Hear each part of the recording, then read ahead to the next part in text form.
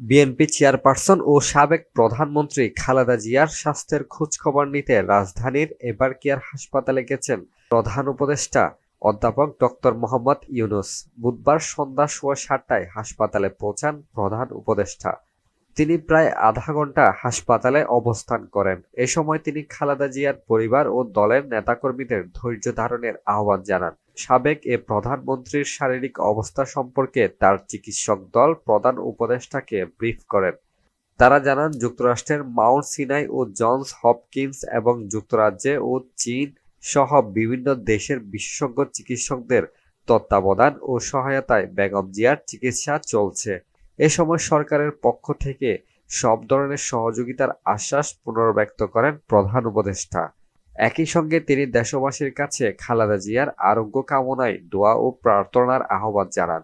হাসপাতাল পরিদর্শনকালে প্রধান উপদেষ্টার সঙ্গে উপস্থিত ছিলেন জাতীয় নিরাপত্তা উপদেষ্টা খলিলুর রহমান।